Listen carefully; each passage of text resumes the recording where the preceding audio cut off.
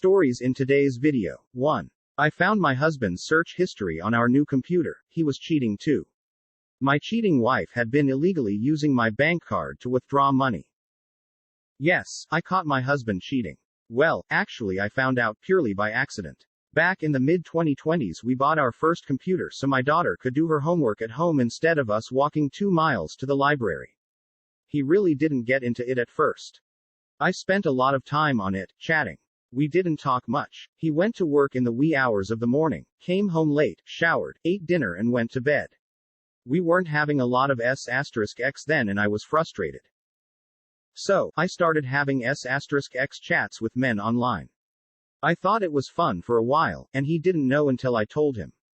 I don't condone what I did because it was cheating too. As time went on, he began to use the computer more. He started chatting with some females he had met on AOL. Back then it didn't bother me. He didn't care if I checked his email. Then some of these women started sending him love cards and their phone number. I wasn't feeling that. Call my hypocrite, but it just did not sit well with me. So I emailed them and told them to stop talking to my husband. They didn't listen. As he started spending more and more time talking to these women, I started spending less and less time doing what I was doing. One morning before he got up to go to work, I was online browsing. Back then AOL had these profile pages. I don't know if they still do, but I casually went to his, and on it was a message from some person. They wrote he should be ashamed of himself for cheating on his wife and family. I noticed the person was still online. I messaged her and asked her who she was and how did she know my husband. The woman said she was a relative of a woman my husband had met up with at a truck stop and had S***sexual relations. I was skeptical until she described him and his truck. Then I got her number and we spoke on the phone. I was floored. When he woke up, I told him I knew and I wasn't mad. I didn't want to fight or argue, so I remained very **ssive about it for a time. He went off to work, shocked and angry at the woman who ratted him out online. I can't remember if we talked about it when he got home because he was gone for a few days. I remember I spoke to the woman he slept with. He had told her lies like I hit him with a frying pan, and he was going to get his own apartment. Just stupid stuff. As time went on, I stopped being forgiving, mainly because he was not the least bit sorry, and I became very angry. We had many fights because of that and, to be honest, I don't even know if he still talks to her or not. But she was just one. There were women he had video S**x chats with while I was at work. Even today, there are women he has met on social networking websites that he has hooked up with. His reasoning was pure denial. He finally admitted to the first woman, but not anyone since. He bought a second cell phone. At first it was a secret, but I found out about it and asked him who he was talking to. He said it was some woman he met at the local shopping center and they talked about cars. What a bunch of BS. He has told me many times that he does not wish to be married. He never wanted to marry me. He had been married since he was 22 and he wanted to know what it felt like to be a single man. I am wife number 3. 2 years ago he finally told me he didn't want to be intimate in any way at all and I should find someone else to meet my needs. His reason is that he doesn't want to be with anyone, but it's just me. He has been with women since then. One day last year I looked at his phone and read all of these chats from women on some website. They talked about having S**x, meeting up, sending and receiving money. I wasn't even mad anymore. I just told him I knew and he should be careful who he sends his money to and where he sticks his **nis. We are going to get divorced. Right now I am still here strictly out of convenience. I'm in school and I'm not working right now. We haven't had S**x in 8 years. He pretty much does whatever. I don't ask and I don't really care anymore. I don't think he will ever be honest with me or himself about his relations. He has lied so much that I think he believes his own lies. He never brings his second cell phone home. He doesn't talk to the women when he is at home. We still talk like friends, but that's it. Online he describes himself as being single. Recently his son sent us an invitation to his wedding. I told him I wasn't going. He wants to be single then he can go alone. These days he doesn't even seem to care about anything else anymore. I think he wants a woman he doesn't have to support. He has bitched to me many times that he feels like everything is on his shoulders, the bills and such. I get disability from the VA now and all of my money goes towards the bills, so I do help him out.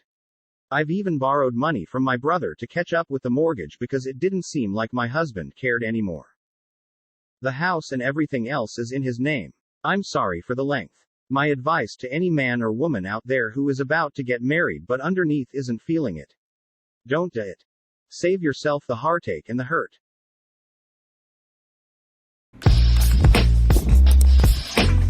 I had my suspicions confirmed after our relationship had ended. She ended it. We got together in September 2012, about 3 months after I had gotten out of a previous relationship in which I had been cheated on and ended, in relatively friendly terms despite what had happened, but I digress.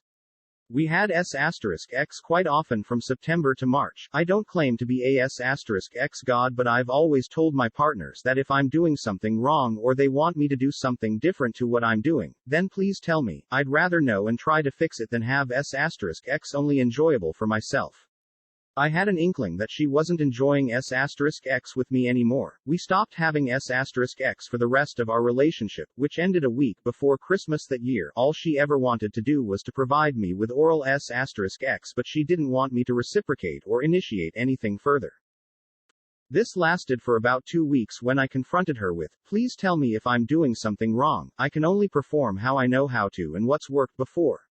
Every person is different, so please tell me. But she insisted she just wasn't in the mood, which is fine. I'd never pressure anyone into S**x or not take no as an answer, so I left it. Over the next few months, I tried my best to wine-dine her, thinking it might spark something, but it never did.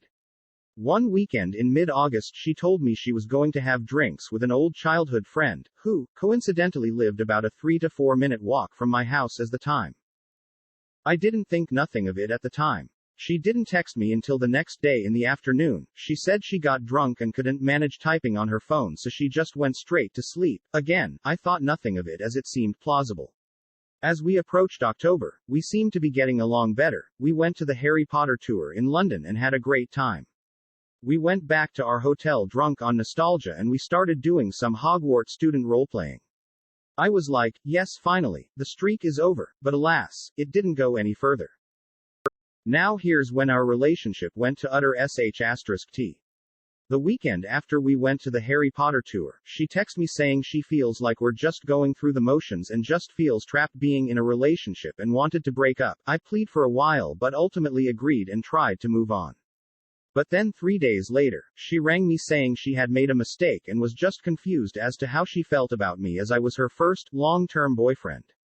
I felt flattered by this, like a twatwomble that I was, and decided to give it another go. I, in my naivety and s***shul frustration-addled mind, thought the next time we saw each other that we'd surely have makeup s**x, right? That's normal, isn't it? No, not this time either. I decided to take a leaf from her book and become distant and offhandish, which again, was just a symbol of how poorly communicated our relationship was. Despite the fact she lived 10 minutes away from me, we saw each other 10 times in 2 months, and in the end she ended it by saying, the feeling of being trapped is back again and this time it isn't going to change. At this point I was relieved, as I wanted to end it sooner, but didn't know how to, as I'd never been the dumper before. She promptly deleted me as a friend on Facebook and blocked me and all my friends and family members, which, again I found to be reasonable after a breakup. This is how I found out she had been cheating. I had a business page on Facebook for my web design startup company I was trying to get going. She was still a member of that page.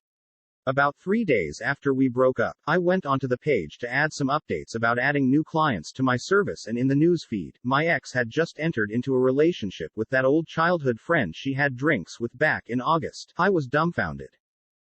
Also quite offended that she couldn't tell me the truth earlier in the relationship instead of just stringing me along, but it gets worse. I decided to be an *SS and message her new bit. I started off by telling him who I was and that he's SC*M2 by being complicit in the affair, knowing full well that she had a boyfriend. The plot thickens. He didn't know about me and told me they had been seeing each other since the end of July on a FWB basis and she tried to get with him permanently, but he said no. When did she try? In October, when we had a break. So she realized she couldn't be with him and settled for me. Eventually she wore this person down, we'll call him Alex, and they entered into a relationship together. hence us breaking up a week before Christmas. I sent him every single conversation me and my ex had during the time he claimed they were an item. That clearly showed that she was in a relationship with me. I told him when she starts withholding s*x, it's her being bored and the honeymoon period ending, so be careful. They broke up about a year later after he found out she had been soliciting herself for men to help pay her phone bill, over the internet too. It also transpired that she had been illegally using my bank card to withdraw money, transfer it into her account, in order to pay bills. I only found this out as my bank rang me 2 days before Christmas saying suspicious activity has been tracked over the last fortnight and now there's no activity at all. I had lost my bank card whilst Christmas shopping. She had obtained my PIN number one day as I asked her to pay for our meal with my card as I went to the toilet at a restaurant. She had racked up about £750 in total. I had the option to press charges, but I just wanted it to be an expensive lesson and not being naive and almost desperate to be with someone. Plus, once my web designing business started turning profits I could live on, I didn't need the money anyway. I last heard that she now lives in Scotland as she was kicked out of her father's house due to drug use and not sticking to rehab. Rehab. Rehab. Rehab.